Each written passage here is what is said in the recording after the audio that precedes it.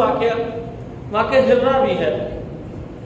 مدینے کے لوگوں نے جب بیعت توڑ دی تو اہل مدینہ کی بیعت توڑنے کے بعد اس وقت یزید بادشاہ تھا, اس کی حکومت تھی, تو اس نے فوج بھیجی اہل مدینہ کے خلاف کہ جاؤ, انہوں نے بیعت توڑ دی ہے, ان کو سمجھاؤ بجاؤ, اگر تو سمجھ جاتے ہیں تو ٹھیک ہے, نہیں تو تم انہیں بیعت کرنے پر مجبور کرو, یعنی کہ بغاوت کو کچل دو آسان لفظوں میں. تو واقعہ ہررا یہ اسی واقعے کو کہا جاتا ہے. وہ اس طرح سے کہ اہل مدینہ نے یزید کے معاملے میں آ کے کہ یزید ٹھیک نہیں ہے, اس کے خلاف بہت ساری باتیں ہیں, تو کر کے انہوں نے بیعت توڑ دی. حالانکہ پہلے انہوں نے بیعت کی ہوئی تھی. جب انہوں نے بیعت توڑ دی تو بیعت توڑنے کے بعد حالات خراب ہو گئے. مطلب ظاہری بات ہے کہ وہ مدینہ یزید کی خلافت سے نکل رہا ہے, بلکہ انہوں نے جو مدینے کے اندر یزید کا گورنر تھا اس کو بھی مدینے سے باہر نکال دیا, بنو امیہ کے لوگوں کو بھی معصور کر دیا کہ یہاں پر حکومت کی کوئی رٹ قائم نہیں ہوگی, کوئی حکومت نہیں, اور اسے گورنر کو اسے نکال دیا ہوگا. یعنی کہ آسان لفظوں میں اہل مدینہ نے بیعت توڑ دی اور یزید کے خلافت سے حکومت سے باہر ہو گئے. اب یزید نے مسلم بن عقبہ ایک کمانڈر تھا, اس کے ساتھ فوج کو بھیجا کہ جاؤ جا کے اہل مدینہ کو سمجھاؤ, ان کو وارننگ دو اور ان کو اچھی طرح سمجھاؤ, اگر وہ بیعت دوبارہ کر لیں تو ٹھیک ہے, پھر ان کے ساتھ نرمی کرنا, اور اگر وہ بیعت نہ کریں تو پھر ان کو مجبور کرنا بیعت کرنے پر, اور اس بغاوت کو ختم کر دو, بغاوت کو کچل دو. بہرحال اب ان حالات کے اندر پہلے صحابہ کا طرز عمل دیکھتے ہیں, پھر اس لشکر نے کیا کیا وہ بھی دیکھتے ہیں. جب یہ بیعت توڑی گئی تو عبداللہ بن عمر رضی اللہ تعالیٰ عنہ, جو حضرت عمر رضی اللہ تعالیٰ عنہ کے بیٹے ہیں, انہوں نے باقاعدہ اپنے خاندان والوں کو اکٹھا کیا, اپنے بیٹوں کو, اپنے رشتہ داروں کو, جتنے قریبی کے لوگ تھے ان کو اکٹھا کر کے کہنے لگے, لوگوں میرے رشتہ داروں, یہ بات ذہن میں رکھو, اللہ کے نبی صلی اللہ علیہ وسلم نے بیعت کو بلا وجہ توڑنے سے منع کیا.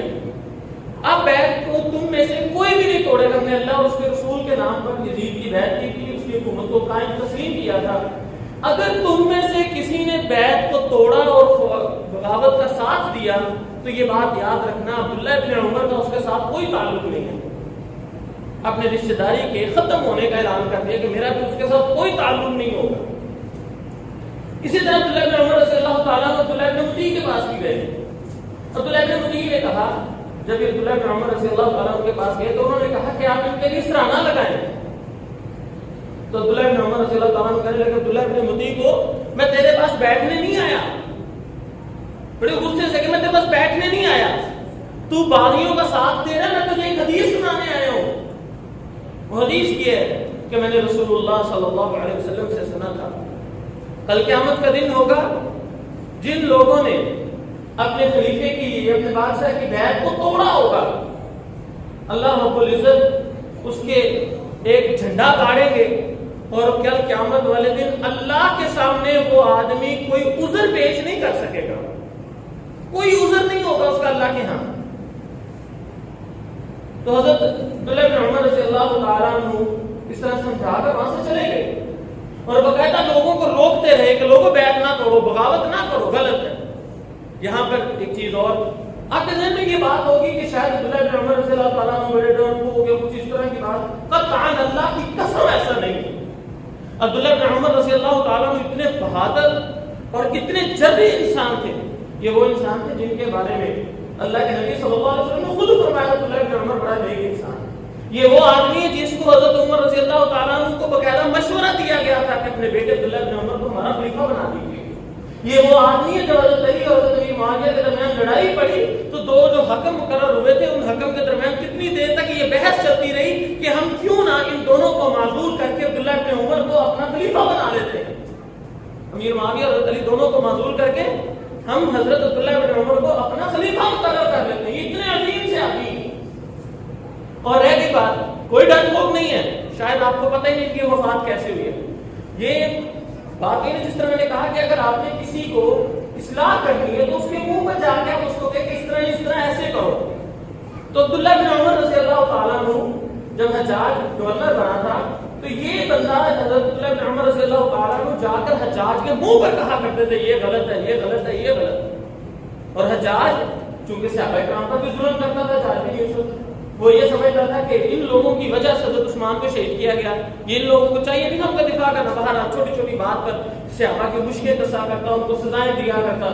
تو عبداللہ بن عمر رضی اللہ تعالیٰ عنہ اکثر حجاج کے معاملات پر بولا کرتے تھے، اور حجاج کو یہ بات اتنی ناپسند تھی کہ وہ کہتے تھے میں کیا کروں، اسے جان چھڑاؤں. انہوں نے باقاعدہ حجاج نے ایک بندے کو تیار کیا کہ تو نے کسی طرح عبداللہ بن عمر کو قتل کرنا ہے. اور اس آدمی نے پھر حج کے موقع کے اوپر عبداللہ بن عمر رضی اللہ تعالیٰ عنہ حج کے دوران طواف کر رہے تھے، رش کا فائدہ اٹھا کر اس آدمی نے نیچے بیٹھ کر عبداللہ بن عمر کے پاؤں میں خنجر مارا، جو پاؤں سے آر پار ہو گیا، اس سے چیر کے پاؤں کو زخمی کر دیا، جس کی وجہ سے بہت زیادہ خون نکلا اور عبداللہ بن عمر رضی اللہ تعالیٰ عنہ اسی زخم کے اندر وفات پا گئے. اس لیے مت سمجھنا کہ وہ بڑے بزدل ہوئے، اس طرح کی بات تھی. بہادر تھے، جرأتی تھے، اسی لیے حکمران کے سامنے جا کے منہ پہ بات کیا کرتے تھے. اور یہ بہادر بندے کی نشانی. پیچھے پیچھے باتیں جیسے ہم لوگ کرتے ہیں نا، سامنے کھڑے ہو کر بات کرنا بڑی بات ہوتی ہے. تو بہرحال مختصر یہ عبداللہ بن عمر کا میں نے طرز عمل آپ کے سامنے رکھا. اسی طرح سیدنا سعید بن مسیب یہ بہت مشہور تابعی ہیں، بڑے واقعات کے مشہور ہیں، بہت بڑے محدث بھی تھے. تو یہ مدینے کے اندر موجود تھے. انہوں نے بھی لوگوں کو بہت زیادہ روکا کہ یہ کام نہ کرو، بیعت نہ توڑو. بہرحال مختصر یہ کہ جب فتنہ آتا ہے نا تو لوگ پھر سنتے کام ہیں. ابھی بھی جب فتنہ آتا ہے لوگ پھر دیکھ لو عوام اس وقت بھی اکثریت جہالت کی طرف ہوتی ہے. بہت کم لوگ ہیں جو اصلاح کی طرف آتے ہیں، صحیح مسئلے کی طرف آتے ہیں، حقیقت کو ڈھونڈتے ہیں. ایسا بہت کم ہوتا ہے. اسی لیے اللہ تعالیٰ نے جگہ جگہ قرآن مجید میں اکثریت کی نفی کی ہے اور کم لوگوں کی تعریف کی ہے کہ بہت کم لوگ ہیں جو شکر گزار ہوتے ہیں، بہت کم لوگ ہیں جو غور و فکر کرتے ہیں، بہت کم لوگ ہیں جو صحیح ایمان والے ہوتے ہیں. اکثریت ہمیشہ جہلوں کی بڑی ہوتی ہے. ہم میں سے بھی دیکھ لیں، اکثریت کو نہ عقیدے کا پتہ ہے، نہ سنت بدعت کی پہچان، نہ نماز کا پتہ. اکثریت دین سے دور ہے اور یہ اکثریت کا یہی حال ہوتا ہے. بہرحال مختصر یہ کہ یہ طرز عمل تھا. لیکن جب بیعت توڑی گئی، مسلم بن عقبہ اپنی فوج کو لے کر یزید کی طرف سے جب مدینہ کے قریب آیا، اس نے مدینے کا محاصرہ کر دیا، گھیرا کر دیا. جب اس نے گھیر دیا مدینے کو تو اس نے اعلان کیا کہ لوگوں میں تمہیں وارن کر رہا ہوں، تنبیہ کر رہا ہوں کہ تم بیعت کو نہ توڑو، دوبارہ توبہ طائب ہو کر بیعت کو کر لو، اس طرح حکومت کے خلاف بغاوت اور خروج نہ کرو. بہرحال لوگ نہیں مانے. ایک دن، 2 دن، 3 دن تک مسلم بن عقبہ اہل مدینہ کے گرد اپنی فوج کو لے کر کھڑے رہے. کیونکہ یہ بات اپنے ذہن میں رکھیے گا، ہم لوگوں کی نسبت وہ لوگ کہیں گنا اچھے تھے. یہ میں بات اپنی طرف سے نہیں کر رہا، کیونکہ اللہ کے نبی صلی اللہ علیہ وسلم نے فرمایا تھا خیر القرون کرنی، سب سے بہترین زمانوں میں سے سب سے بہترین زمانہ میرا زمانہ ہے. تمام زمانوں میں سے سب سے بہترین زمانہ میرا زمانہ ہے، میرے صحابہ کا زمانہ ہے، اور اس کے بعد ان کا. تو یہ صحابہ کرام تو بھی موجود تھے، تابعین بھی موجود تھے. ہم لوگوں کی نسبت وہ کئی گنا ایماندار تھے. بہرحال مختصر یہ کہ جب انہوں نے محاصرہ کیا ہوا ہے، 3 دن گزر گیا. یہ دن کیوں گزرے؟ بات کہنے کا مقصد یہ کہ وہ ہم سے بہتر مومن تھے، ان کے دل میں مدینے کی محبت کیوں نہ ہو. ہم لوگ گئے گزرے مسلمان ہیں تو ہمارے دل میں مدینے کی اتنی محبت ہے، ان کے دل میں بلا نہیں ہوگی. کیونکہ اللہ کے نبی صلی اللہ علیہ وسلم نے دعا کر کے مدینے کی حرمت کو قائم کیا. جس طرح حضرت ابراہیم علیہ السلام کی دعا سے اللہ نے مکے کو حرمت والا بنایا، رسول اللہ صلی اللہ علیہ وسلم کی دعا سے اللہ نے مدینے کو حرمت والا بنایا. یہی وجہ کہ حضرت عثمان رضی اللہ تعالیٰ عنہ کہتے تھے کہ لڑائی نہیں کرنی مدینے میں، یہاں پہ لڑائی نہ ہو، میرے نبی کی مدینے کی حرمت خراب نہ ہو. بہرحال 3 دن گھیرا تنگ کرنے کے بعد تیسرے دن پھر انہوں نے حملہ کیا اور اہل مدینہ یہ جنگ ہار گئے. مسلم بن عقبہ جنگ جیت گیا. اس کے بعد مدینے کے حالات کنٹرول میں آ گئے. جن لوگوں نے بغاوت کی تھی بہت ساروں کو قتل کر دیا گیا، بہت ساروں کو سزا ملی اور بہت سارے لوگ دوبارہ بیعت کر کے شامل ہو گئے. اب یہاں پر بہت ساری باتیں جھوٹ پھیلائی جاتی ہیں. پہلا جھوٹ یہ کہا جاتا ہے کہ جی ہزاروں صحابہ شہید ہوئے. جھوٹ ہے، قطعاً جھوٹ ہے. عمر واقعی جو اس واقعے کو بیان کرتا ہے پرلے درجے کا موضوع اور من گھڑت واقعے بیان کرنے والا ہے، جبکہ اس کے مقابلے میں صحیح سند کے ساتھ جو چیز ثابت ہے وہ یہ، کسی نے محدث غالباً امام حسن بصری سے پوچھا تھا کہ کتنے لوگ فوت ہوئے تھے، تو انہوں نے کہا تھا 600 سے 700 لوگ مدینے اہل پاک حرہ میں شہید ہوئے، 600 سے 700 لوگ ٹوٹل۔ بہرحال دوسری بات کہی جاتی ہے کہ مدینے کے اندر حرمت کو پامال کیا، ہزاروں عورتوں کو کے ساتھ زیادتی کی گئی، ان کو حملہ کیا گیا، قطعاً جھوٹ ہے، کسی صحیح سند سے ثابت نہیں۔ یہ وہی عمر باقری جو موضوع اور منگھڑ روایات بیان کرتا ہے اس کے ساتھ، ورنہ ایسے کیسے ہو سکتا ہے؟ صحابہ کا دور ہے، تابعین کا دور ہے، ہر چیز تاریخ میں ملتی ہے، اگر ایسی کوئی بات ہوتی تو ضرور صحیح سند کے ساتھ تاریخ میں مل جاتی ہے۔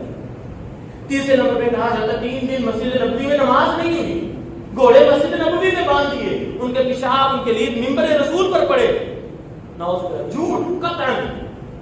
اور رہ گئی بات، اگر آپ کو لگتا ہے کہ پاس یہ تینوں باتیں عمر باقری نے بیان کی، من گڑت اور ضعیف روایات، اگر آپ کو لگے کہ نہیں یہ بات ٹھیک ہے تو آپ ایسا کریں اس حدیث کو ہی پورا پڑھ لیں، اسی حدیث میں یہ بات لکھی ہوئی ہے جو اہل سنت کے اجماعی موقف کے بھی خلاف ہے کہ 3 دن وہاں پر نماز نہیں ہوئی، لیکن سعید بن مسیب رحمہ اللہ علیہ مسجد نبوی میں موجود تھے، اللہ کے نبی کی قبر کے اندر سے اذان کی آواز آتی تھی اور سعید بن مسیب مسجد نبوی میں نماز پڑھتے تھے، سلام۔ حالانکہ اہل سنت کا یہ اجماعی موقف ہے کہ قبر جو لوگ ایک دفعہ اس دنیا سے چلے جاتے ہیں وہ واپس نہیں آ سکتے، اور نہ ہی اس طرح کی قبر سے آوازیں آتی ہیں، نہ ہی اذان کی آواز آتی ہے، موضوع منکرت اور ضعیف روایات۔ تو بہرحال یہ تھوڑی سی انفارمیشن تھی۔ تو بات اب ہم اپنے پھر موضوع کی طرف آتے ہیں کہ بغاوت ہوئی، اس بغاوت میں بڑے اچھے لوگ تھے، بڑے بڑے لوگ فتنوں کا شکار ہو گئے، لیکن اس کے باوجود فائدہ ہوا یا نقصان؟ مدینے کی حرمت خراب ہوئی، کتنے لوگ قتل ہوئے، کتنے لوگوں کو نقصان اٹھانا پڑا، اس سارے کا سارا نقصان کس کا ہوا؟ بغاوت۔